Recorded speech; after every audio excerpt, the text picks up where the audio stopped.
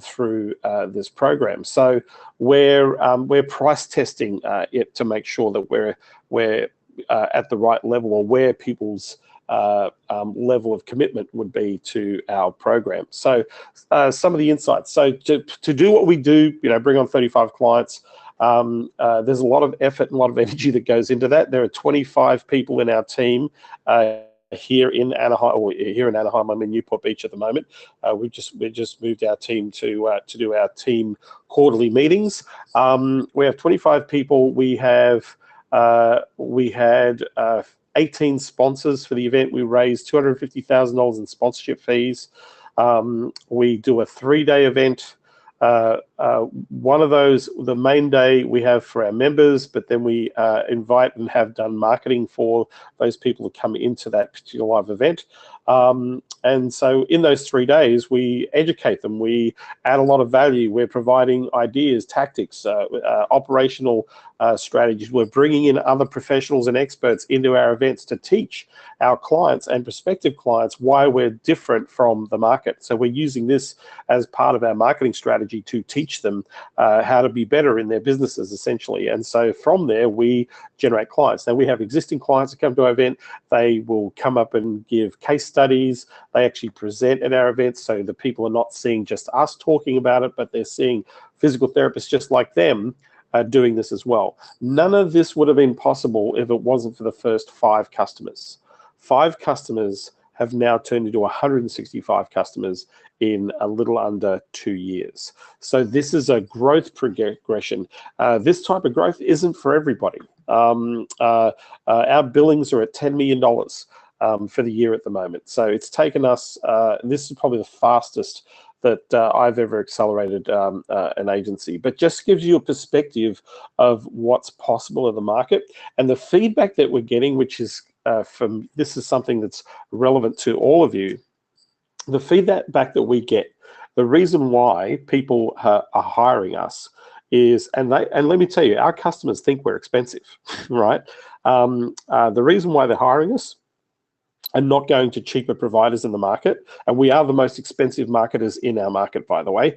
We're not afraid to charge, and we're certainly not afraid if a customer decides not to choose us because of the price, purely because we've got such a strong track record, and we've incrementally been increasing our price, so we're actually price testing the sensitivity. So the reason why is, and then this is the number one reason, whenever we talk to customers, we often ask, because we know that other businesses approach them other than us to help them grow their practice and do Facebook ads and AdWords and all these sorts of things. We know that they're out there doing this. We have no, we're not the first people to come to market to this niche.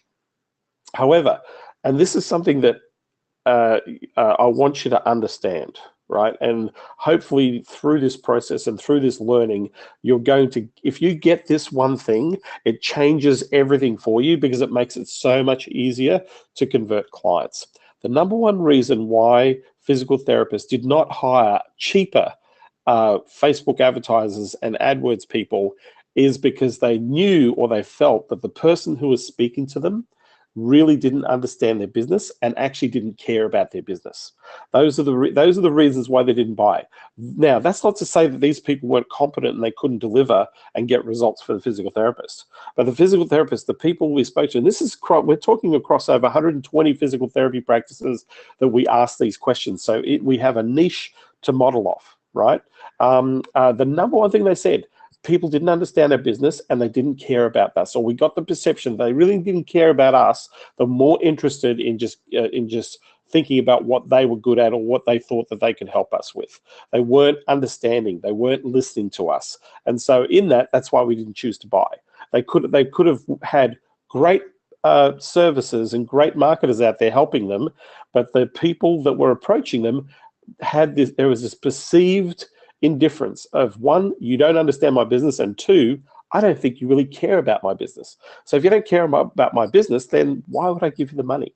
That was their reasoning, right? So we know, and I'm telling you right now, that people are willing to pay for people who have who care, who take the time to understand, and they want to work in partnership with their provider. They want, and that's where you want to position yourself. You want to be positioned as somebody who's partnering with them because you're in control, or you're in charge of something that has a significant impact on the business. So the philosophy has got to change from one person sitting on one side of the desk and the other person sitting on the other side of the desk. You need to step around the desk and say, hey, we're here to help you. But to be able to help you, we just need to understand what's going on. We need to get some clarity and maybe help you get some clarity about where you're heading to or what you want to achieve for your business. And so that's why, we've seen, and I know, and if I look at some of my consultant champions, the reason why they get clients every single week, and some of them are getting 10, 15 clients a month, is because they are consistently engaging, learning, and understanding their prospective markets, businesses, how they do businesses, how can they acquire customers, and more importantly, how their service fits into delivering or impacting on the objective of the business. If you can just take in that idea or that concept, and then marry that up with the idea of making an offer to help bridge that gap that the client is looking for, it makes it so much easier to actually help the client on board. We get so caught up in the mechanics and the dynamics of what we have to do and why we're here, right, that we forget the most important people to our business that give us our opportunity, the very people that we're actually going to be helping. And so if there's one thing that you take away from the learnings and what I'm showing you, what I'm teaching you, is you really need to take the time to understand how businesses work, because how businesses work is going to be how you work as well. So I put this little diagram as a simple business model just to give you perspective, right? So we have your business, we have a core service offering. So what that means by core service offering, we lead in with one offer. We can be a multifaceted agency that provides multiple services, but if you're an independent person, if you're just starting out or you're on your own and you're using outsourced providers, you want to build your business around one core offering. You want to be good at that core offering. You want to have a skilled team supporting you with that core offering. You want to be able to get results and demonstrate results of that core offering. This is how you grow your business successfully. So you have a core service, and from that core service, you can always extend out a line of other added value. So what I mean by core service, if you do Facebook advertising, you just do Facebook advertising. You don't do SEO, and you don't build websites, and you do Facebook ads, right? You build a strategy around Facebook advertising. If you do AdWords, you do AdWords advertising. You don't do Facebook and AdWords, right? With AdWords, we hire it out, right? We have an in-house Facebook team. When we first started our business, we outsourced our Facebook advertising. We outsourced it. We didn't have it in-house because we didn't have that team in-house, and we didn't have the capacity to afford a team in-house. So we outsourced our AdWords to somebody else. And so after about 6 months, then we were able to bring in an AdWords person, and that person now works in-house. And then that person brought in another person and another person. Now we have 4 people in the AdWords team, right? Full-timers. Okay, but how we started was for the first 6 months, we just outsourced everything. We didn't actually do the work part, right? The other thing is with AdWords, now that we bring AdWords as a line of extension, we only introduced AdWords a year and a half into this business. So a year and a half down the track, we introduced AdWords. We knew that they could benefit from AdWords right up front at the very beginning of the situation. We knew that they could do that, but we needed to dial in our core offering first. And then now we're bringing in AdWords. Now we're bringing in Instagram. Now we're going to be bringing in TV, radio, national advertising as we start to expand with the number of people we bring into the business. So remember, the core offering is the real essence of your business, because that's what you're delivering and that's what you're going to become good at. You're going to master this service, right? So the elements below that are important are sales and marketing. Sales and marketing, how you generate leads, and you're going to have more than one way to do this. All of you have jumped on the idea of running email campaigns. You can use social media. You can network. You can do ads to funnels. You can do all those sorts of things. You've got multiple aspects that you can run, but you've got to have consistency, because your whole goal in this business is to go and get a customer, and then go and get the next customer, and then go and get the next customer, so that it enables you to have the resources to actually scale and start to get more and more customers as you go along. right? You want to start building processes that are going to introduce customers consistently down the track that you can rely on as a process. And those things are a changing thing as well, right? Then there's your business administration. So your business administration is your billing, how you charge, how you manage your accounts. You're going to have a basic structure. If I was just starting out, I would only have a sole proprietorship. Once I established my business a little bit, then I perhaps may move into an LLC, so I limit my liabilities.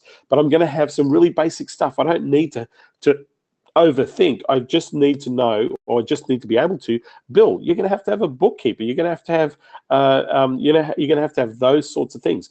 You're going to have contracts and terms and conditions which you are responsible for in your business administration. You're going to have some basic business admin to take off, and so that's a part of your business that you obviously in the future become compliant on, right? But you don't need to spend an awful lot of time in that part of your business, because you can actually do it as you go along, right?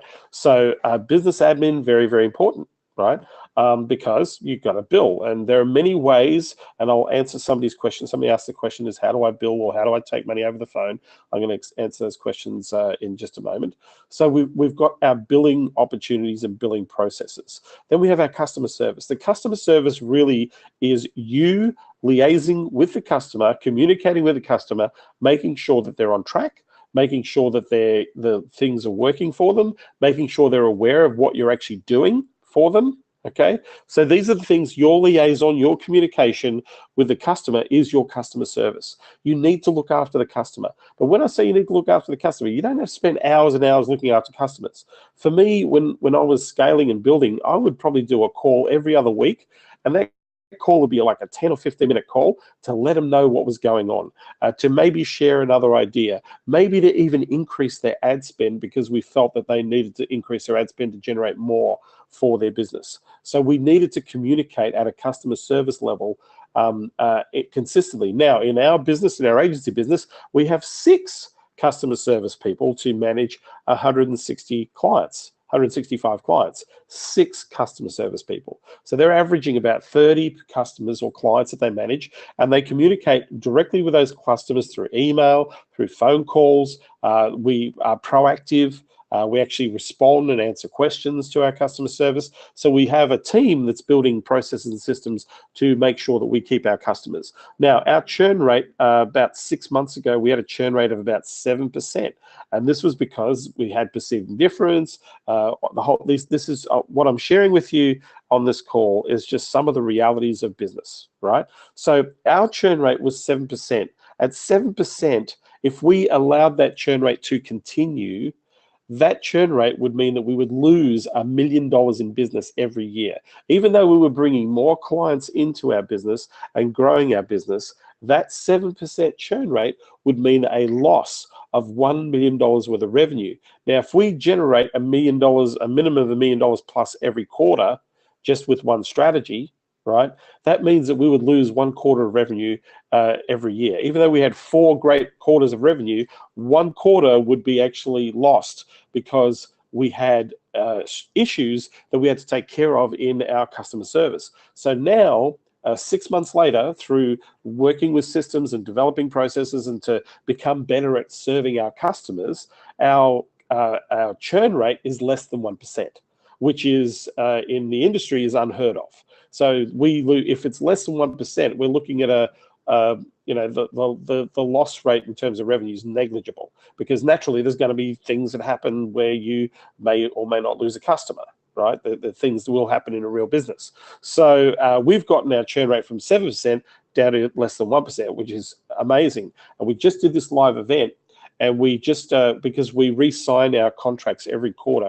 So when our customers come to the 9-month period of their agreement with us to do their marketing, we actually get them to re-sign for the following 12 months, like to keep the payments going and to keep them on board.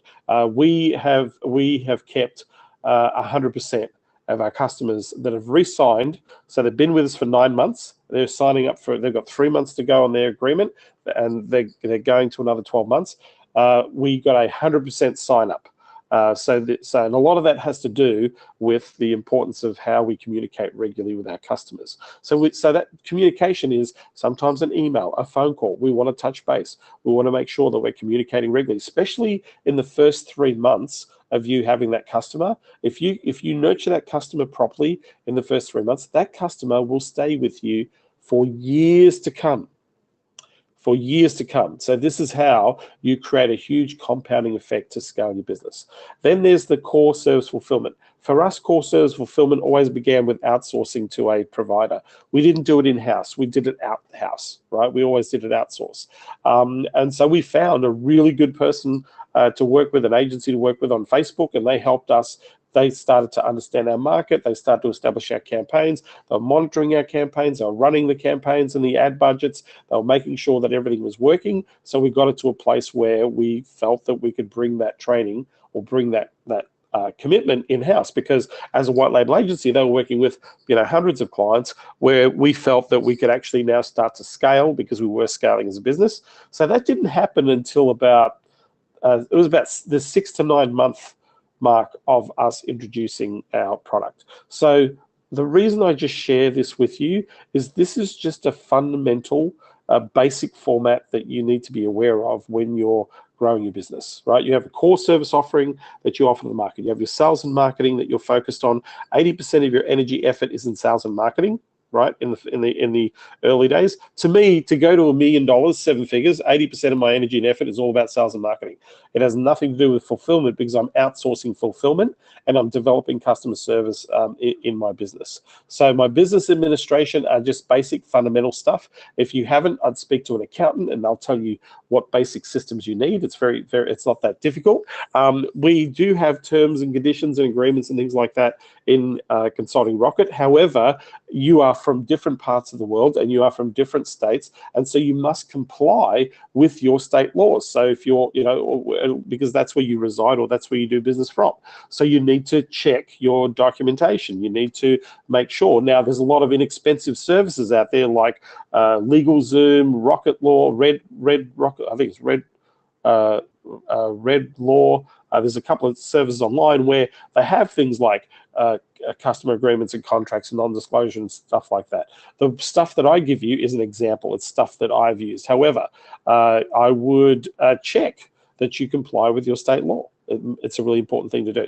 So you must learn how to take billings. These days, software, Stripe, PayPal, all those types of services enable you to take billing, right? Very easily. You can set that up really easily. You can get a Fiverr dude to set up your Stripe account. You can actually take payment physically online, right? Over the phone. You can literally take a credit card and put the inputs in to take the payment. Right, it's one of the things that we do when we at the live event, we take the credit card and we just do their payment for them online, on the spot. It's really easy to do, right? We use Stripe as part of our merchant provider. Okay, so these are the core fundamentals that you want to be aware of in terms of your business model, right? So next, I showed you a sales plan last week, and a lot of you have done this, which I really appreciate, that you've posted in the Facebook group and put your plans up, and that's great. But this becomes a reality when you focus on it every day and when you're moving the needle, right? Remember the appointments you've got to generate. Remember the number of sales you've got to convert.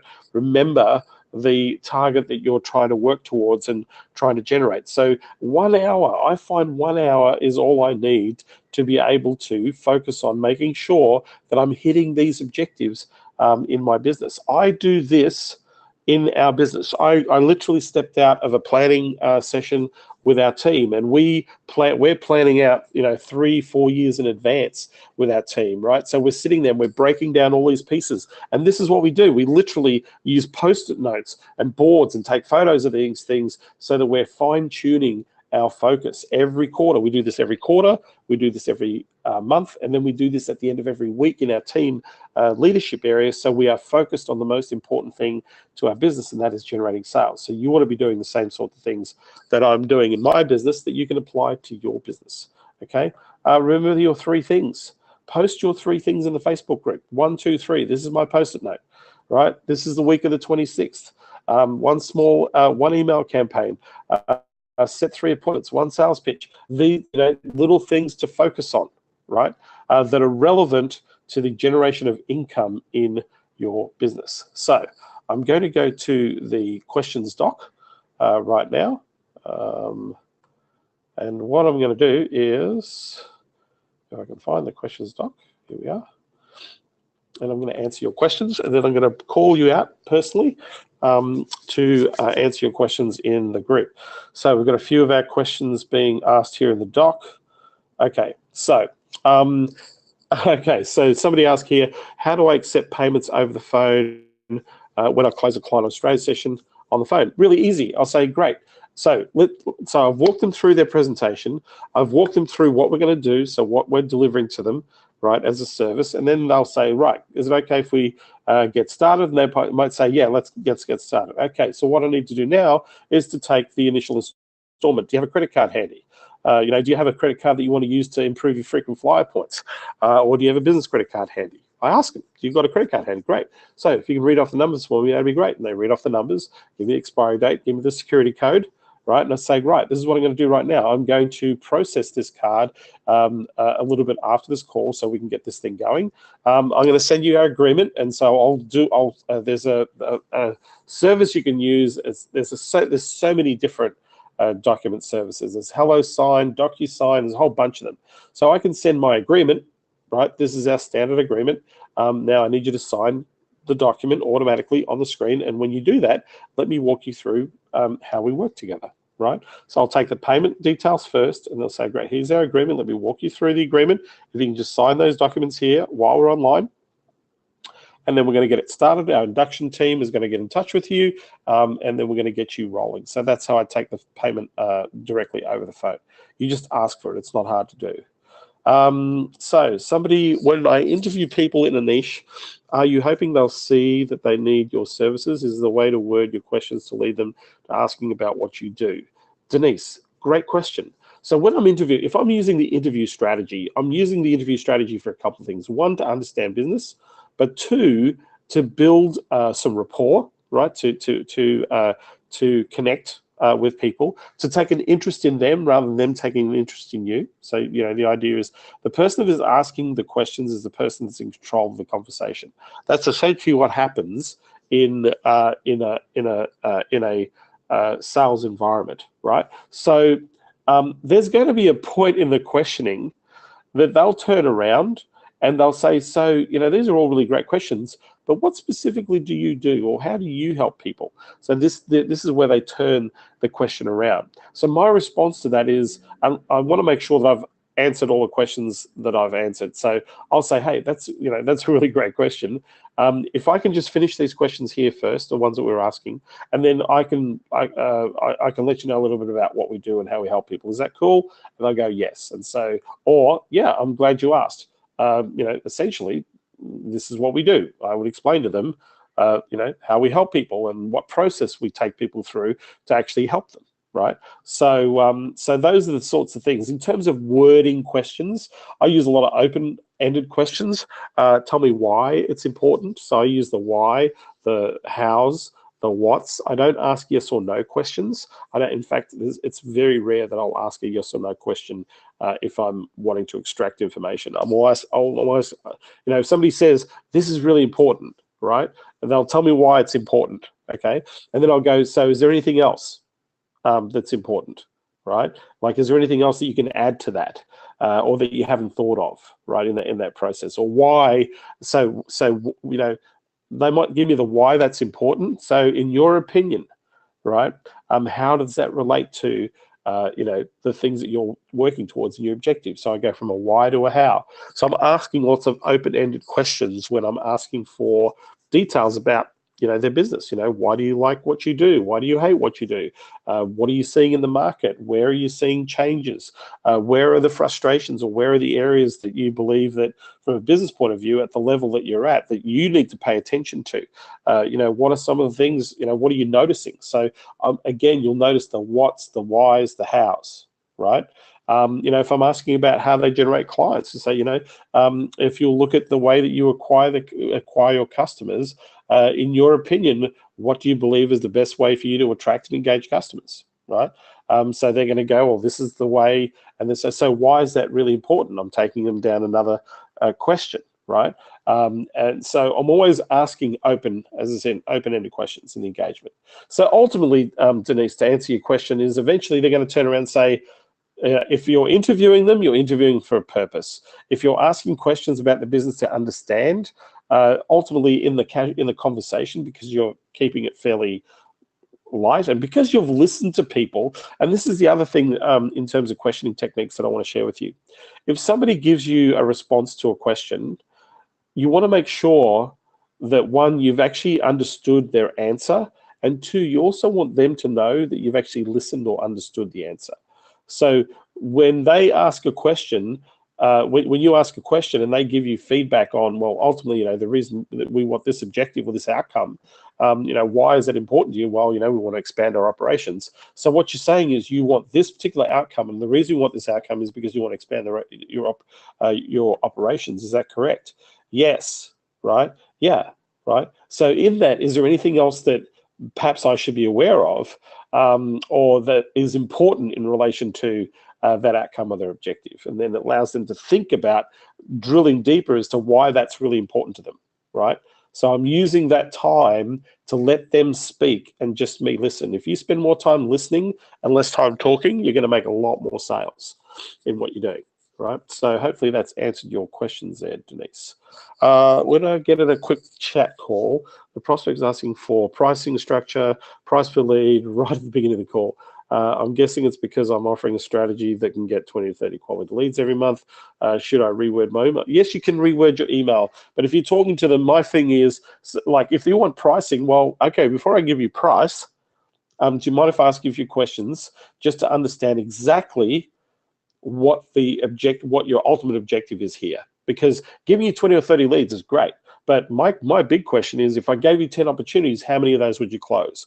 What is that customer worth to you? What's the sales cycle of that customer from the time of inquiry to time of sale? Those are the things that I would be asking in that question, right? If I, you know, what's the price? The price is going to be determined by the strategy and the objective that you lay out, right? So you take control of that situation by saying, hey, I'm glad you asked the question, right? Because if they're asking for the price, okay, well, let's look at what that's going to look like. But for me to be able to answer that question for you, do you mind if I ask you a couple of questions about your business, what you're looking for, the types of businesses that you're trying to engage, or the type of business the customers you're trying to engage, and more importantly, you know, if we're going to give you 20 to 30 opportunities, we want to know that you're actually going to look after them, that you're going to help them. So is it okay if I take a little time to understand what's important and those things for you, so that we can actually give you, you know, the right investment structure here? Because at the end of the day, we're not an expense. Our strategy is designed to provide you with a return on investment. That's what we're focused on. So is it okay if I ask you those questions? That's how you can do that. You're using the email as a door opener. I think this is Denise who's asking this question. You're using this as a door opener. That's all it is. So you want to turn the conversation from you know, the whole lead generation thing sometimes to, great, just so I can understand you a little bit better, happy to give you some pricing structures, but do you mind if I ask you some questions about the types of customers, you know, what they're spending, how often, how long do they stay, what is the lifetime value? You know, if we set you 10 people, how many of those people would you help? Right? You know, tell me a little bit about the customers, and then I can sit down with you and show you a plan that's going to hit that outcome or that objective. Because if you're just focusing on how much this is going to cost you, then we can't help you. Yeah. We're just trying to turn the conversation. You're offering AdWords as my core service, which is great.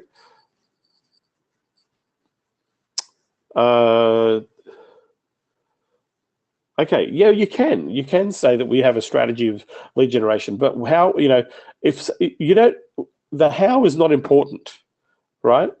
It's the what and the why that's important. You need more clients, yes? And if I gave you, there's multiple strategies, even in AdWords, there are multiple strategies to generate conversions and clients. So saying that we do AdWords isn't really going to help the client, right? To say that we run a direct call strategy where we monitor the calls, we know that we actually look at the conversions, and we're maximizing your opportunity to actually win those customers, which is ultimately what you're after, right? That's what you're looking for, isn't it? They're going to go, yes. So it doesn't matter if I'm doing that through AdWords or Facebook or whatever, right? AdWords is only the toolbox. It's what is the strategy that you want to be talking about, right? Again, if we can, like, if I know that, I never lead with a service. I never say this is what I do up front with anybody. I'm always more interested in them and say, look, I know something, we can use AdWords to get those outcomes. But the key here is, what is the strategy? It's not about the toolbox. So the importance is we need to look at the sales process. We need to look at how we engage. What is the offer that we put out there? How do we measure that so that you make sure that you're getting a return on investment? Those are the sorts of things that you want to be talking about with people. Have we led that we run Facebook ad campaigns? We've mentioned it, but we never really talk about it. The majority of the time is we talk about the number one problem that our clients have is they need extra patience. That is the number one problem. That's what we focus on. They have diminishing referrals and they need direct access to the market. So if we can give you direct access to the market, then this is what we do, right? That's how we're answering those questions. Okay, so that's all the questions on the doc. This document is in the Facebook group. I would highly encourage you to put your questions on the document. I will answer questions in Facebook. I have answered questions in Facebook along the way, but if you want me to give you clarity and what to record the answers, the best thing you can do is to write your questions in the doc. I'm going to open up the lines now to answering your questions as a group so that you can get as much as you can out of me being here. So we've got some time here. So I'm going to answer your questions directly. So let me just go back to the presentation and let me just open up the questions doc, the question area. And so if you want to ask me a question or if you want to talk to me, just ask me on the question area in where you are. See me on GoToWebinar and I'll answer your questions. There's a whole bunch of you here, so I can see you here. No question is a stupid question. Hey, John, how you doing? Let's get you on. Do you have a microphone, John? Just say yes if you do, if you want to come in on the call so we can record this question. Yes? Awesome. Okay. And hey, John, can you hear me? Yes, can you hear me? Yep, loud and clear. Yeah, I was checking out that site Espionage that you talked about. It seemed to me that might be a good tool. Do you ever go and email people in let's just say roofers in Santa Rosa, and they all know that this one guy Peterson Dean is the big roofer? You say, would you like to know the AdWord? Would you like to know the keywords the other roofers in Santa Rosa are using? Now, I wouldn't say the other roofers in Santa Rosa are using. My approach would be, hey, do you want to see the number one strategy that's getting the most leads right now for roofers? Okay. Right? Do you want to see the number one? I can show you the 3 top campaigns right now that are closing the best deals for roofers. In Santa Rosa, yeah. Yeah, that seemed to me that would be very powerful that they might open. Oh, absolutely. Absolutely. Yeah. It's very powerful to do that. Now, by the way, Espionage is only one tool. There's Follow.net, there's SpyFu, there's a whole bunch of them. Espionage I like because it gives you examples, it gives you numbers on cost per click, you can niche it down. So it's just one of those tools. If you go to AppSumo, I think you can get a lifetime $50 subscription. Don't quote me on it, but I still think you can get you don't have to pay the monthly fee. You can actually get a coupon deal on it. If you go to appsumo.com, which is Noah Kagan's service, I think that they offer Espionage with a lifetime deal. Okay, AppSumo, how do you spell that? A-P-P Sumo, S-U-M-O. Okay, I'll check that out. Appsumo.com. It's Noah Kagan runs that service, and you can actually you might be able to get a coupon, or even if you Google coupon for Espionage, you might think you might get a cheap deal on it. Yeah. Okay. Okay. Right. Okay. Any other questions? You go. Yeah, that's cool. No, I mean, I made this video series, and I'm going to just experiment. Would you give it to them all at once? Because I made 4 parts, an introduction and 3 parts. So maybe the best. I would try both. I would try piece by piece, Yeah. depending on how long the videos are. Like 5 minutes video, each, yeah. Yeah, 5 minutes each. that's pretty attainable. I'd probably do it piece by piece. Okay, I'm gonna try that out. Okay, awesome. Thank you for being on the call. Appreciate it. Okay. Okay. Anybody else got any questions about strategy, about what's going on, about being stuck somewhere? Tell me where you're being stuck so I can unstick you and and have you move along. Here's the place where you get direct access to me, so you might as well take advantage of the time that we have. Any questions? I can see you all here.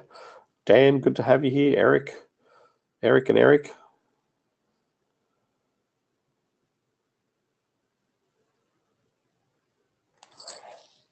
Oh man, you can Eric, if you got if you had your real estate license. So you don't have a real estate license right now, Eric. Oh, it's inactive.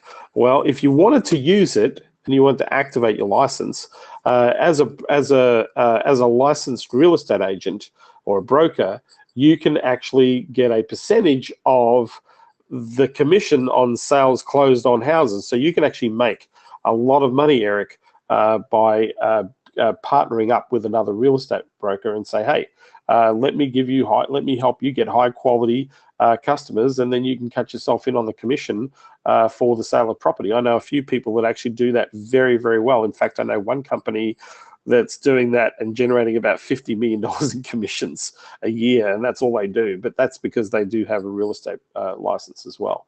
So yes, how would I use that? I'd partner up with real estate brokers and say, hey, because most real estate companies have no idea when it comes to online. Selling houses online is really easy. It's not very hard to do, to get listings and to get vendors, certainly to get potential buyers in a market. And so you can run really simple lead gen for community listings. You can turn your real estate broker into a famous person in the local community by doing Facebook ads. There's so many things you can do, Eric, with a real estate license, because along with that license, it allows you to also accept commissions. Without that license, you can do marketing and you can be paid for the marketing, but you actually can take a double dip on the deal. So hopefully that helps you, Eric, and that answers your question. So any other questions? I can see you here, Nitish, if you've got a question.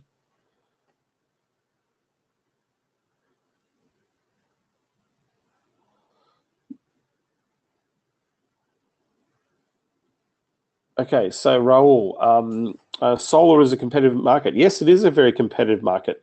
I would be looking at partnering up with a resource partner who does get results in that market. The cost, the ad spend is fairly high to get results. I would work with people who are doing both more commercial, and also the residential, but more high end, more targeted. I'd be targeting people who target high value areas. If I were you, Raul.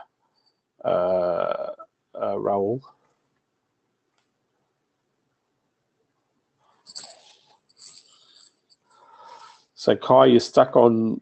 Okay, so you really got this bean in your bonnet to help e-commerce companies. Okay, using lists from Built With, I'm getting tons of phone numbers, customer service support. Often they don't know who the. So. Or don't have their contact info. Also, the vast majority of email addresses are, of course they are, or customer support. Any ideas? Okay, Kai, I've given you, if you go back to the previous trainings, I've given you so many different areas you can go and target e-commerce based businesses. If you're looking for branded e-commerce based businesses, it's not the e-retailer, but the Retail Traders Association, the Retail Association of America. A big part of their association is e-commerce or e-retailer businesses, and they hold a national conference and trade show in multiple cities throughout the year. There's no shortage of people. You should be in e-commerce Facebook groups. You should be in e-commerce. You should be in Ezra Firestone's group. I mean, Ezra Firestone works with has literally hundreds of multi-million-dollar e-commerce businesses. Amazing.com is another group that you should join in Facebook. There's so many different places that you can find e-commerce. The fact, again, you're playing with you are playing on this game.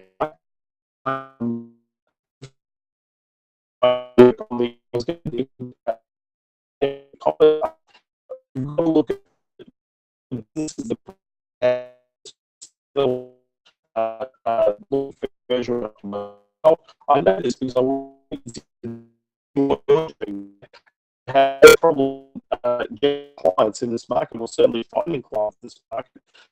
Looking for e-commerce businesses, there's tons of them out there. You know, I'm trying to give you easy access by using those associations. You're asking about the prospect side of it, mate.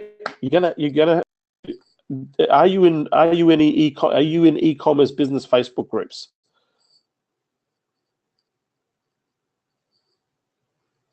Okay, how big are the groups? Are we talking tens of thousands of members, or are we talking like a couple hundred members? Tens of thousands. So can you start asking questions of who needs help? Like, start posting stuff that in those groups of value, not pitching, of value in those groups to attract people who need help.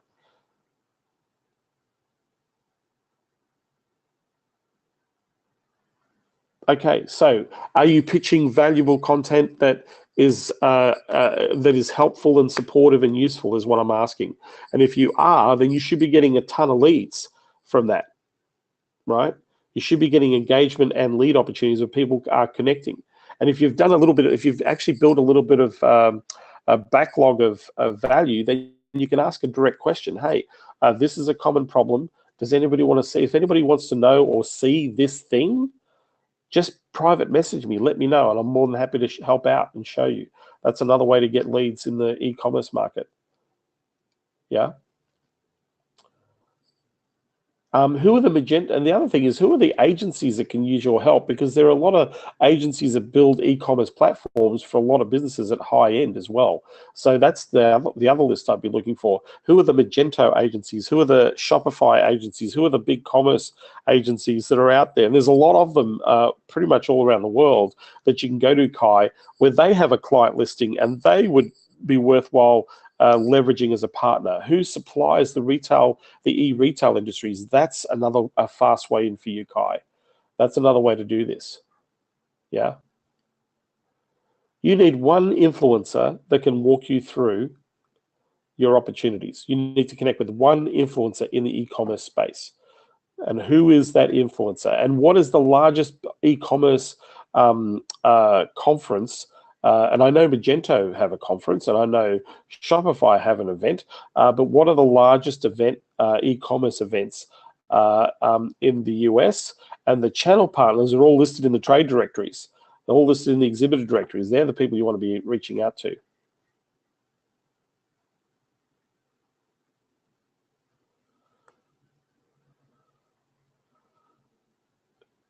Okay, so hopefully that's been helpful to you, Kai.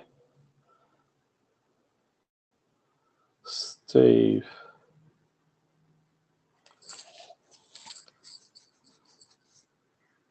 So, Miguel.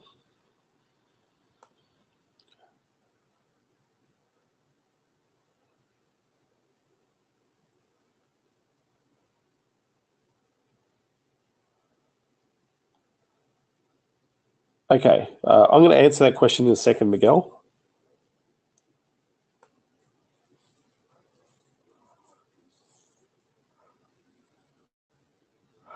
Okay, so I'm going to answer. There's two questions. So Miguel's asking me a question here. How do I find IT managed services? Okay, so Miguel, let's get you on the phone first, and then I'm going to help Eric here, who's asking a question as well, which is really good. So let me just get you here, Miguel. Hey, Miguel, how you doing? Good morning, John. I'm good. How are you? I'm good, man. I'm good. Okay, so a couple of things here. Okay, the types of services that the types of business you're looking at in the IT managed services area, and I got to tell you that it's a huge market. It's a huge market, right? There, yes, you've got your bigger players, and they've got sales and marketing teams, but they also need help. Those bigger players need help.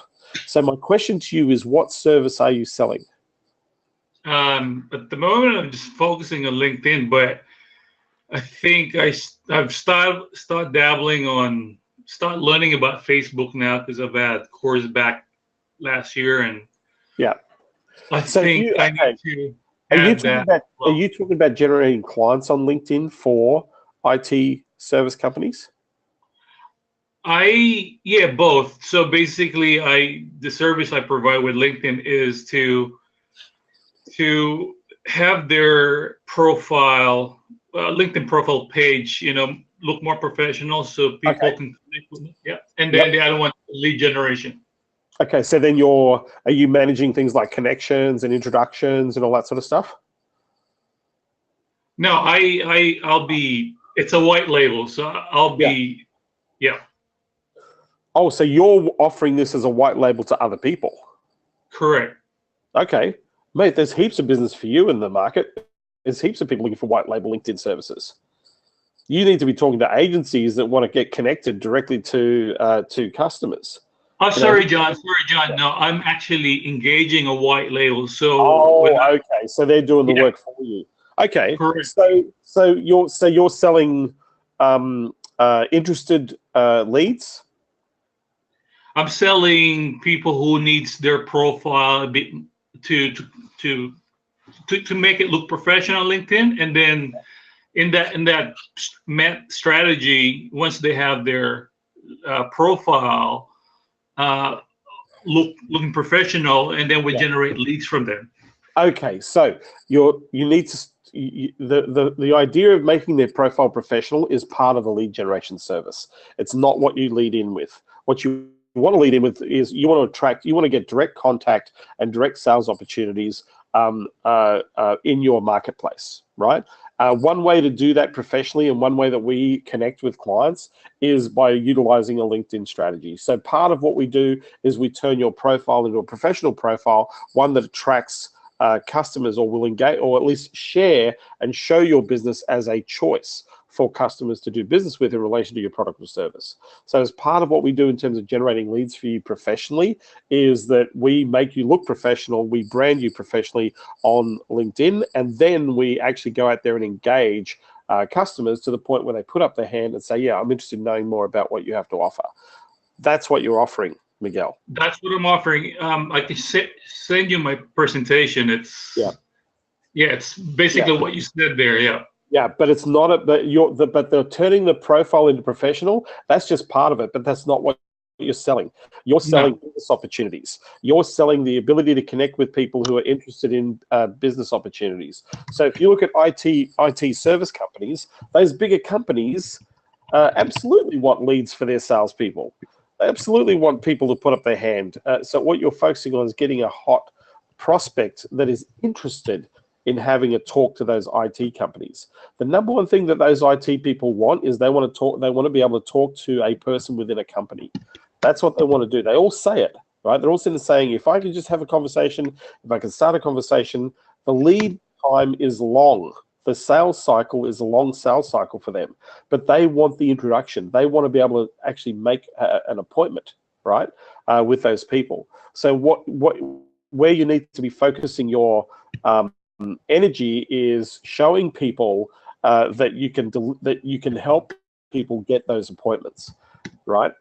You want an interested person, an interested party that is relevant to your service, that is interested in talking to you about what you've got to offer. That's essentially what people want to know about. Yeah. The fact that you're offering the professional profile, that's just part of it. That's part of your value stack. So when they hire you, the first thing we do is we got to fix you. We're going to make you look. We're going to brand you, and we're going to make you look professional on LinkedIn. That's the first thing. The second thing is we now want to actually have professional engagement with prospective customers that you choose, that we target, right, based on your profiling. So we go through, we set up a profile, and we go out there and we'll go and market to those people, and then from there we'll monitor the lead opportunities right? Because we're giving you introductions. And our process is to get a person to put up their hand and say, yes, please, we would like to talk to somebody from this company, your company. Is that the type of lead that you want? The person's going to go, hell yeah, I want those leads, right? And so that's what you're doing. Does that make sense? Yeah, that's what I'm doing. Yeah. Yeah. So that's what you need to articulate, right? You need to sit there and say, listen, at the end of the day, you've got a sales cycle. You've got sales, you know, a client is worth tens of thousands or hundreds of thousands of dollars to you, right? If I can introduce you to clients that have an opportunity to invest hundreds of thousands of dollars in your service, is that something that you would actually want, right? They're going to go, yes, great. So what we do is we go fishing, we go hunting for you. You know, your salespeople, they need to be selling. What we will do is bring you those sales opportunities. Yeah. Yeah. So I have 6 steps, and then we don't do the sale. Their salespeople do the sale. Yeah, exactly what I. Yeah. So that's how I would articulate what you do. Does that make sense? Yeah, I feel like I'm already doing that. It's just that I'm finding, you know, C-level. I mean, like, you know, I haven't bought that book that you suggested, but I'm finding it they're too busy, and you know. Go for sales directors. Sales directors need to fill their pipeline. They got to fill their sales guys with salespeople. Sales directors will hire consultants to generate leads for them. Okay. Yeah. So go, you know, at a bigger company level, target sales directors. Hey, can I give your sales guys a bunch of leads? How do we work together? You know, this is what we do. We introduce you to a bunch of opportunities. You know, I mean, I know Corey and Ira Sanchez. They do 30 LinkedIn leads a month for about $1,500 a month. But the client has to sign up for a long period of time. Yeah. Right. Yeah. It's not a short sales cycle. Yeah. So tell me, so John, how long is the sales cycle? I mean, for example, from start to finish. I mean, how long? Weeks? For you to get a client? Yeah. Days. If you've got enough in your pipeline, you should be speaking to, with what you're doing, you should be able to speak to, you know, 10 to 15 people a week. It's not that hard to do that. But if you're speaking to 10 or 15 people a week, you'll close 2 to 3 deals. You know, right? You know, because you've got the volume. So I can go, like, I actually work with somebody that does what you do. In fact, I've worked with a few people that do what you do. Right? They're using the same process to generate leads for themselves as they do to generate leads for their clients. Right?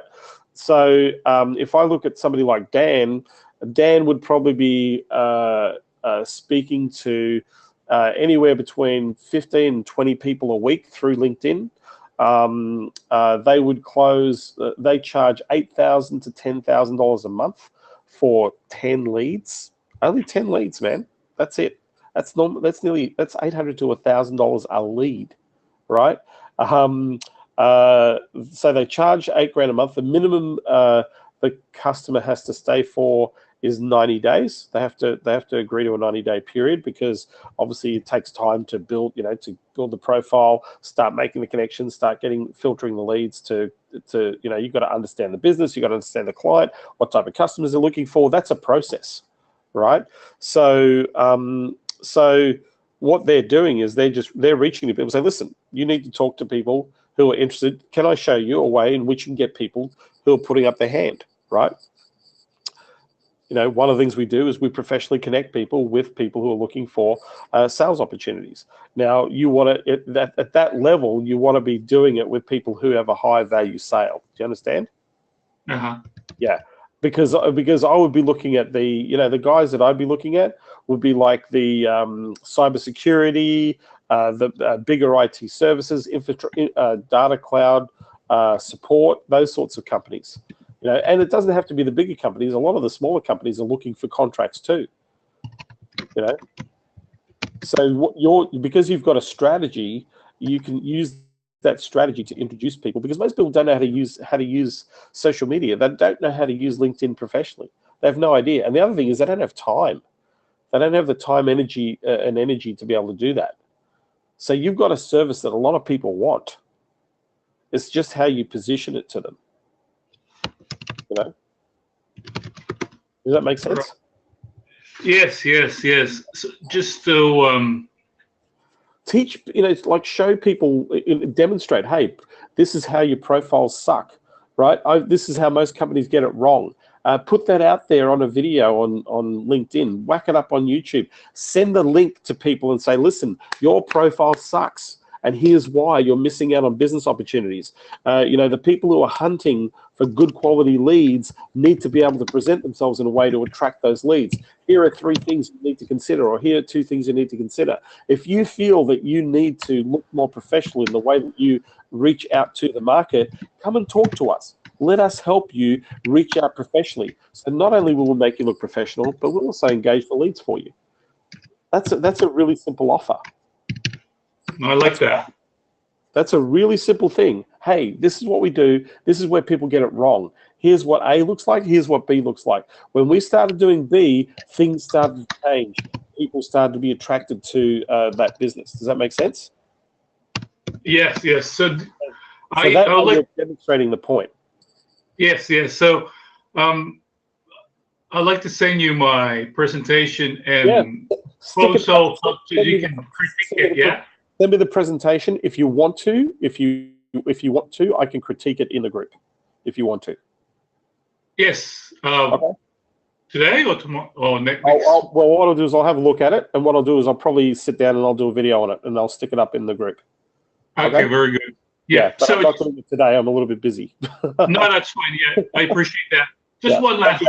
Yep. My second question. So I asked that question because I have friends, and she does property developing for doctors, and so how do I approach that if they want my service as well? I mean, so okay, so but when you say doctors, what type of doctors are they? I think they build pharmacies or something. Or? The what? They do pharmacies, and she's in that niche. I think property developing for doctors. I'm not exactly sure, so I need to find out more. You need to find out more. I mean, the thing is, what type of doctors are they, and who are they? What do they need as customers, and why do they believe that they can attract patients through LinkedIn? That's the other thing. You know, what's the speciality that they're attracting patients through LinkedIn? Yeah. Right. Okay. Yeah. Like for me, Facebook would be better than LinkedIn for a doctor. Facebook would be way better than LinkedIn. Absolutely. Do you want to become the preeminent doctor in your area? Yes or no? Yeah. Yeah. Yeah. Okay. Very good. Thank you, John. Thanks, man. I really appreciate you chiming in on these questions, mate. I appreciate you sharing. I look forward to seeing your slide deck. Cheers. Okay. Now, Eric Severance, where are you, Eric? Eric. I'm going to unmute you, my friend, because you're asking a really great question. You there, Eric? Can you hear me? Eric, can you hear me? I'm just unmuting your microphone if you do have a microphone. Oh, you've got no microphone. Okay, Eric. Let me answer your question to help you out here. So, you haven't had any success in a group. How would you become helpful and supportive when you're just starting out? Okay, when you're new to a group. All right, well, first of all, you just want to share ideas, or you want to answer people's questions. If people have questions in a group about, you want to look for where people have questions about things that are relevant to what you do in the marketplace. The other way to do this is you can start posting content that is helpful, and you might have picked up an idea or a strategy that you've seen that actually works, and you share that with the group. The more you share with a group, what will eventually happen is you can start to ask questions yourself. You can say, hey, I've seen this happen. Has anybody experienced challenges with their ad campaign, or they don't seem to be getting the right type of customer on their ad campaign? If you want to know more, let me have a look at it. I might be able to help you out, right? So then you can go and have a look. You can see what's wrong and say, look, I can fix this. Maybe let's work together, and I can, the service you charge or the fee that you charge to help them is going to be based on the solution that you're providing to their problem. But I would be, I used to literally lay out like I'll give you an example. I was in a particular group where I learnt a skill where I could rank a site, a professional site, in a location very, very quickly by using Google's optimization guide to rank a site like literally in the top 2, 3, up sometimes number 1 within 48 hours of just building a site. And this could be for a service. And so I learned this skill. And what I did was I wrote about it. I said, look, here's like 3 or 4 websites that I put together that I ranked really, really fast. And I started them from scratch.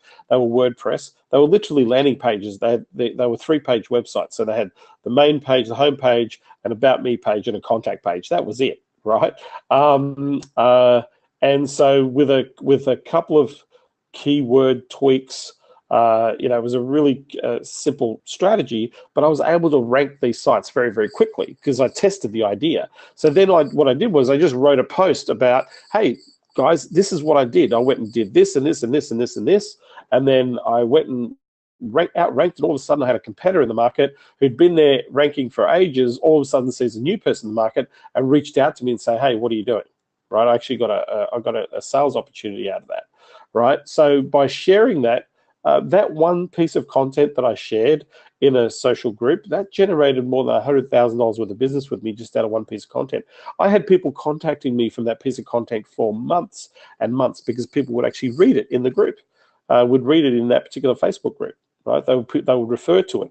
And so that's one way of doing it, is if you find something that works or can work, or you can demonstrate, or you can reverse engineer something and show something that way with a group in Facebook, you'll find that you'll get people starting to come to you and ask you a lot more questions because you'll become the designated expert for your thing. The other thing is you don't have to create the content. You can Google the best content and paraphrase the content, not copy the content, paraphrase the content. Oftentimes, I've even, for example, I'm a big fan of the TED Talks, Technology, Education, Design. If you don't know what TED is, just look up at TED.com or TED.org. And they've got thousands of videos. And sometimes one of the things, and I'm going to be posting this in the Facebook group, there's 2 videos that I want you to see, which are my 2 most favorite TED Talks. One is on rejection, and the other one is on courage, creating presence for yourself. One is by Amy Cuddy, and another one is by Jai Zhang. And so I have actually posted those videos in groups, in Facebook groups, saying, hey, I found this. I would love to know what you think about this, right? Here's my view on this video. And like I just gave a brief assessment on what I thought was important out of the video. I'd love to know what you think about it. On the Jai Zhang video that I posted in one group, I think I got about 185 comments, but I had about 8 people reach out to me because of the comments I made on the actual video, right? So I didn't even create the content. All I did was share it and just gave my opinion as to what I believe was important in the lesson, right? And I've had people reach out to me. That's another way to do the same thing, is you don't have to have the content. You can actually make a comment on other people's content. And if you're making a if what you're sharing is of value, you'll be surprised that people will also reach out to you. So that's another way of creating content that's valuable. But I wouldn't be spending, like, sometimes you just, like, I have a friend of mine, Dan Norris, and he used to create one awesome piece of content, and it would take him an hour to do that. And he would just go and share an idea in its extreme and say, look, this is how you do it. This is how you solve the problem. This is what most people are struggling with in this area. If you need to know anything, or if you want me to elaborate or anything like that, just private message me or just let me know, and I'm more than happy to help you. That was his offer. I was in Vietnam 3 weeks ago when somebody used a Facebook post and made $24,000 worth of sales within 24 hours. Purely 24,000 for 24 hours, $1,000 an hour. It's not a bad analogy. But all they did in the post was say, hey, I don't know if this is useful to you, but this is how I messed up, and this is how you can avoid messing up too. And he went through and explained how he messed up on a particular strategy, and other people went, yeah, I've done that as well, right? But what it did do, it opened him up to clients overnight where people said, hey, because he went on to say, hey, this is how I solved the problem, right? If you want to know more, just reach out to me. So that's another way of doing the same thing, Eric. So any other questions? for you here, because I've got a whole bunch of you here. I can see you, Alexis. Dan, I can see you here. Kai, good to have you here. Nitish, if you've got a question. Raul, Steve, I know you've got a question lurking somewhere. If you want to ask a question, ask a question.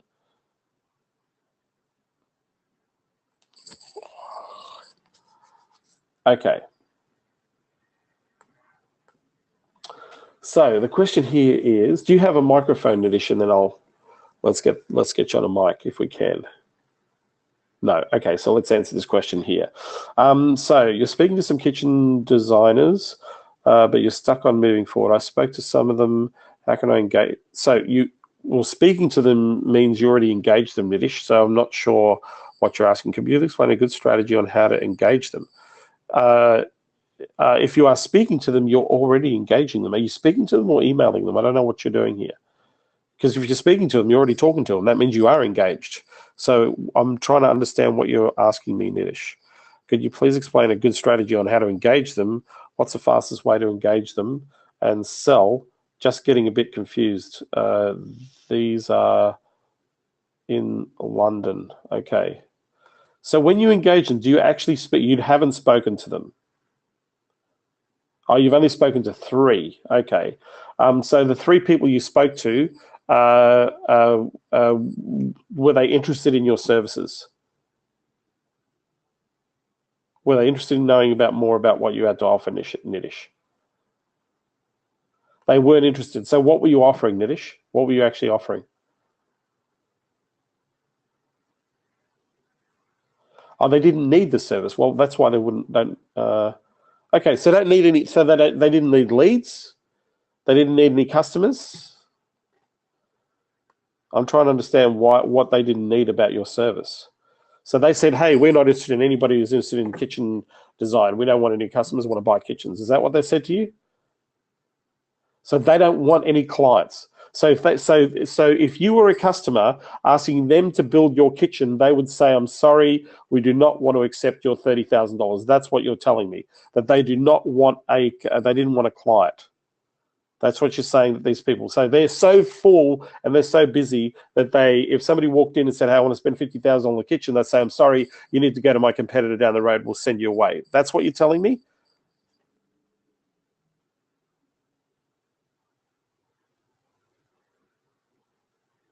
Oh, they didn't want to spend on services. Okay. So how do they propose to generate clients? Are they advertising right now? Where did you find them?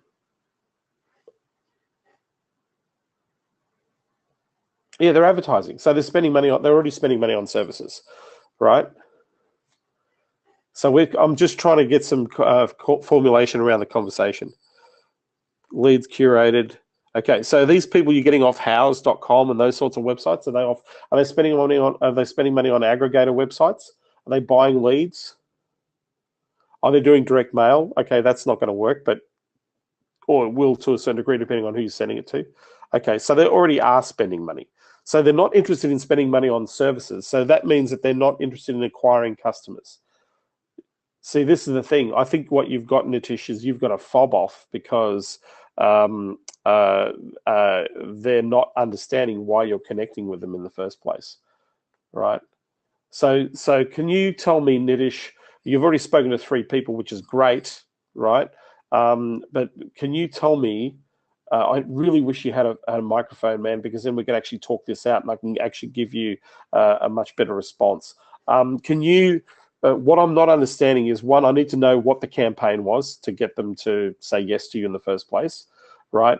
Then I need to know what you actually said to them, because if they've gone straight to how much is this going to cost me, or we're not interested in spending money on services, then why did you respond to my campaign in the first place? Because you said, if I could show you where to do this, then obviously you'd want to know at least how to do this. So I'm trying to understand what your campaign.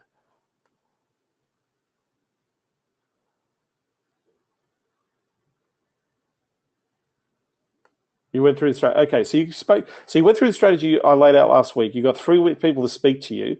I'll tell you what I'll do, Nitish, because it's really hard to you know, I don't know what you said in the conversation, and I don't know what they said on their end of the conversation. So if I was reaching the kitchen and bathroom market, I would say something like this. So I'm going to script this out for you. It's at the 1 hour and 18-minute mark of this this training. Nitish, for the rest of you, it's pretty much the same script that I would do for pretty much any market if I was talking to people on the phone, right?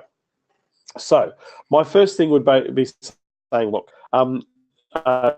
thanks for responding to my email the other day. Look, I'm talking to kitchen people just like yourself. I'm looking to talk to people who have a good reputation, who are actually interested in helping their customers get great results with the kitchens that they're building. And more importantly, the value that marketing is important to their business in terms of the opportunity of growth. Would you say that those three things are important to you right now? And I'll go, yeah, of course they're important to me. Okay, great. So as I said, I'm looking to partner with people to help them get better types of customers, but more importantly, to be able to grow that business, right? And we know that, you know, at the end of the day, you want to be recognized in your market, in your immediate market, as the the celebrity kitchen designer. You know, when I say celebrity, you want to be you want to have notoriety where in your local community you're actually visible and seen as the premium provider of your service. Would that be fair? And I go, yeah, that's something that I would like to have happen. That would be cool. Great. So do you mind if I ask you a couple of questions? Right now, do you have a plan in place to generate an extra 4 or 5 customers every month who are actually investing in your kitchens? Is that something that would be useful to your business right now? And they're, you know, a lot of them are going to go, well, yeah, it is useful to my business, right? So I said, you know, from that perspective, is it okay if I walk you through perhaps how we may be able to help you achieve the outcomes that you're looking for as a business owner, and more importantly, to show you the opportunity that you can take advantage of right now, where you can actually probably outsmart a lot of your competition and generate kitchen sales. Is that something that would be useful? And they're going to go, yes. Okay, great. So do you mind if I ask you a few questions about your business? And then I can tell you a little bit about how we work or how we can help you, and then you can decide whether or not that's a fit for you. Is that okay? Now, notice there, I don't think I mentioned Facebook in that whole script. I didn't mention price. I didn't mention how I was going to get the customers. All I mentioned is, look, are you interested in this type of outcome? Are you interested in getting more? Are you interested in looking at systems or strategies that will actually help you achieve those objectives? The answer in a lot of cases is going to be yes. You know, I've often sat down, and I think if you see the scripting, I think I've got the scripting in Rocket in the next video that's coming up for you guys and girls. But I've got scripting in there where, you know, most businesses don't take the time to sit down and look at where their growth opportunity is. We do that in our business every quarter. We sit down and look at what are we doing, where are we going, where are we heading. Most businesses don't do that, right? But businesses that are genuinely interested in generating clients and looking at what's going on, you know, right now, a lot of people struggle with what's happening online and how to do that in a way that benefits them. That opens the door to those types of conversations. You know, at the end of the day, if you look at this, like I sat down and I had 8 people that I was speaking to yesterday. It was only 8 that I was speaking to privately. And they, for whatever reason, they're, you know, questioning whether or not the internet would be viable to them, right? Now, here's the thing. We work with 165 people where we see a 20 to 30% bump rate on patients every single month because of advertising. So if that's not important to you, if that's not pertinent to you, then what are you going to do instead? What's plan B? None of them had a plan B, right? So in their head, they're trying to rationalize making the investment because they're thinking about price, right? So we have to sit there and say, okay, well, let's look at the price. You know, if I guaranteed you 4 patients, right, and took care of the cost of this, is there anything that would stop you from doing this, right? And they went, well, no, if you did that, that would be a no-brainer, right? So they're answering the question for themselves, right? So in that thing, there's always going to be apprehension. In starting the conversation, all I want to do is say, look, why do you want to do this? Why do you want to, you know, you're running a business, and most businesses, they want to grow and you want to create opportunities, and you need to be consistent in generating client opportunities. So if I can show you a way to generate client opportunities consistently, if we can put that on autopilot, if we can actually measure that so that you can actually see the results. Is that something that you believe would be useful to your business? The answer is always going to be yes. So I'm looking to work with people who really want to help people build great kitchens. Now, you must be a great kitchen builder because I've seen some of your designs on your website, right? Is this something that you want to do more of? So do you mind if I sit down and have a chat to you about where you're heading? What do you want to do? Understand the types of customers you want so that I can perhaps give you a plan, develop a plan for you that's going to show you how to get those outcomes. If you go and download, for all of you, go and look at the script on the sales page of the sales funnel in Consulting Rocket. Just read that script. That's the script. Read that script, read that sales page. It is a word-for-word script of a conversation you can have with any business where you can offer your services. So use that script as the benchmark. Hopefully that's helped you, Nitish. You asked some questions in the jury presentation. Awesome, right? So you've spoken to 3, Nitish. You've got the first part where you're actually speaking to people. All right, now you just want to, it's about asking questions. It's about listening, right? So hopefully, Nitish, that's helpful to you. And I've recorded all of that as well. So I've given you a whole bunch of scripting there. Eric is asking, how would you go about converting a connection request on LinkedIn? How do you convert?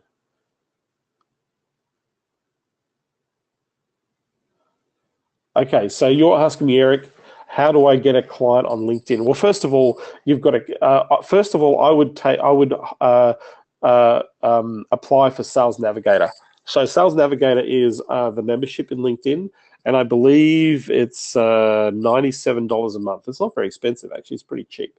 Now, what that gives you is you're allowed 33 direct contacts every month. So what you want to do is you want to have a really good profile that explains to people how you help them. And number one part of your profile is the summary, right? The summary section, what most people do is they talk about what they do and who they are, right? What you want to be talking about is the benefits that people will get from helping with you, from working with you. So that's what I would do first. So I would look at my profile. I think make sure that my profile was in alignment with my potential customer that I was targeting, so they knew that I was here to help, and this is what I do to help people.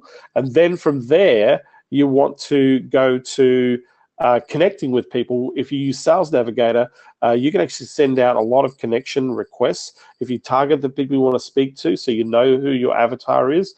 Once you do that, you can put together a really simple message and say, hey, there's a whole bunch of ways in which you can connect with people. I tend to, if I'm connecting with people like that, what I tend to do is I tend to read their profiles a bit, understand. I would perhaps even ask a question, or I would make a point as part of the introduction. The idea is to take an interest in them. People have egos, and if you use their any guidance about who they are and what they are, you're going to get a much better connection. So, or I would read questions. So if I would join groups and I would read questions and I would answer a question in detail, if it's a question related to marketing or whatever that I did, and then what I would do is I would connect with the person that I answered questions with and say, hey, was that answer or that response, I responded to your question? Was that answer okay for you? If you want to talk about it or you want to clarify anything about it, feel free to connect with me or contact me. I've generated hundreds of thousands of dollars worth of sales just doing that. So that would be my process. The other thing is you can add value, like we do. Teach people what you know. I know businesses in this particular niche struggle with these 3 things online. Here's how to solve that problem. And you can do a little video and get them to watch a video. You can use Loom. That's another way, is you can do a Loom video and say, hey, I made this video for you because I thought I could help. That's another way to do it, Eric. There's heaps of ways on how to get connections on LinkedIn, because then you're going to have them come back to you and say, okay, so what do you do? Or, thanks for that cool stuff. How does what you do there apply to us? And that opens the conversation. So, Eric, hopefully that answers your question.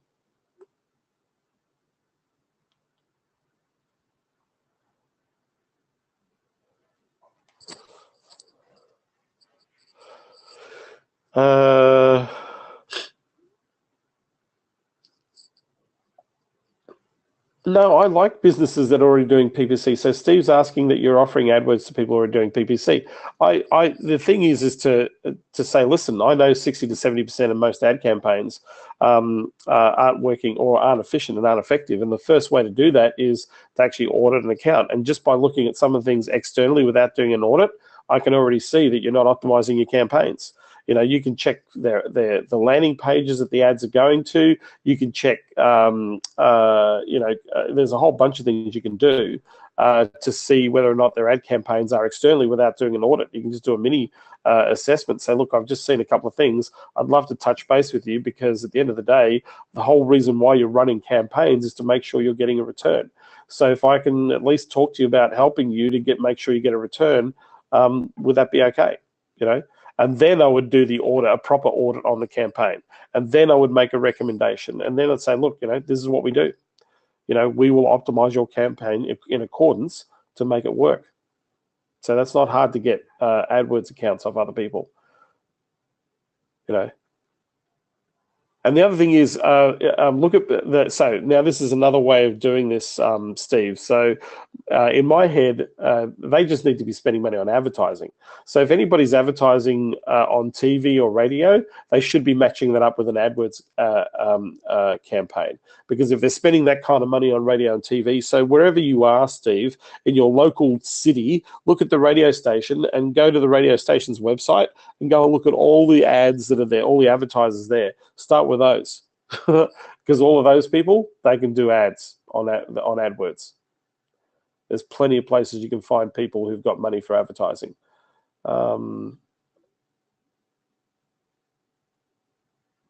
Yeah, they're always going to say they're doing okay with their campaigns. Nobody's going to admit to a mistake, but you can highlight. You can use the idea of highlighting a few things for people.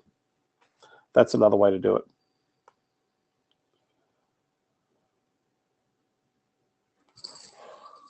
So Eric's saying, what do I say after they've reviewed or viewed your profile? Well, they would respond back. If you're using Sales Navigator, Eric, they would respond back to you. They'd be asking a question, and you can respond to that question. That's what I'll be doing.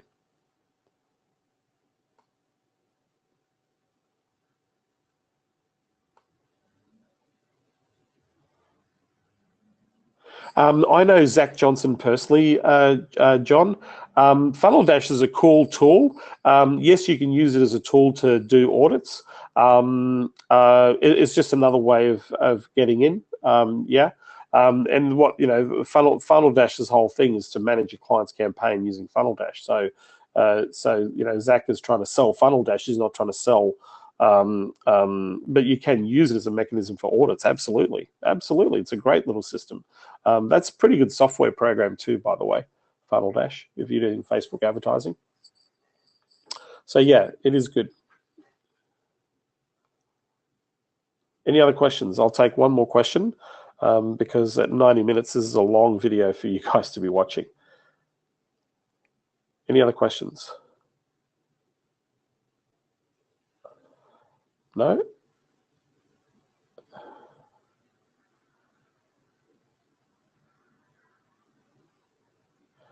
iSpionage would be the closest thing to checking accounts. There are other things out there, John, but iSpionage is probably the closest thing. And having a proper audit, with a proper audit, it means you've got access to their Google Analytics accounts and access to their AdWords accounts, and there's nothing that is going to allow you that access without the input of or the having the customer's credentials to be able to do that. So to do it externally, it's the same thing with Funnel Dash. You still have to have, like, the customer has to share their account to be able to put the metrics of Funnel Dash onto their account just to show how the account's going. So yes. SpyFu does do a good job, Raul. Yeah, thanks for sharing that. It is a good service.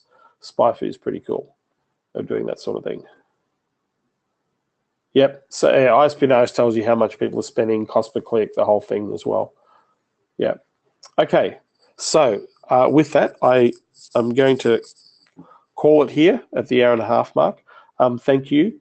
Make sure that you're following your plans. Make sure that you're taking the time to reach out. and engage and talk to people. Again, reach out to your familiar networks and see if they know people who are in the niche markets that you're targeting as well. But to me, that's one of the most obvious things to do. The other thing also you want to do is periodically letting people know, again, what you do. If you haven't done this already, send out an email to people who you know and say, hey, this is what we do. Do you know anybody that needs help? Do you need help? Those are the things that I'd want to be doing as part of this. For those of you who are interested, we have an event in Austin. It's a 2-day event happening on the 26th and the 27th of May. We do live practical client acquisition in the actual event. If you are interested in coming along, it's in Austin. So we do targeted niche strategy. We talk about sales conversions, but I've got a few people coming along to the live event. I've got Nick Robbins, who's one of my consulting champions, who's generated $2 million in sales by using a webinar strategy. He's going to be sharing that at the live event. I've got Ryan Levesque, who is the author of the Ask Method, probably one of the, I would say he's in the top 10 marketers in the world, who's going to be speaking at the live event, telling you how he generated 2.7 million leads and 175,000 customers in 2 years, and how you can use the questioning techniques of the Ask Method for your business.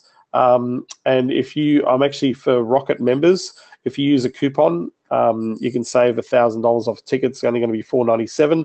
Breakfast, lunch, dinner, breakfast, lunch, morning, afternoon teas, all provided at the event. You're taken care of. Austin's a pretty easy town to get to if you are in town. As I said, the normal ticket price is $14.97. If you use the Unleash code, you can come along for $4.97. So if you go to consultingunleashedlive.com, you can come along to the live event, and we can hang out personally. But you're also going to be hanging out with consultants from around the world who are looking to scale. So if you are interested, I just want to put that out there very quickly. Just go to consultingunleashedlive.com. It is on the 26th and the 27th of May.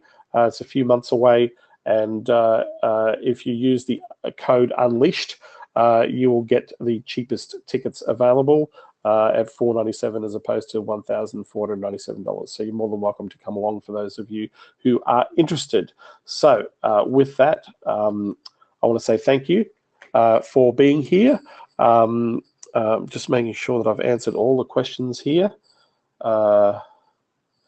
We did more than that, John. We did 1.2 million the other day. So yes, we broke it. So thank you again. And I look forward to seeing you in the next live training. Again, remember, post questions in the Facebook group, share in the Facebook group. I will be answering some questions. I'll be doing some live video. If you can send that slide deck to me for the presentation, if you like, I'll do a video critique, and then I can post that in our group as well. So with that, I thank you, and I look forward to answering your questions next week. Make sure that you use the question doc throughout the week, because then I can actually prepare my answers to those questions to be able to help you. So with that, thank you, and I look forward to seeing you next week.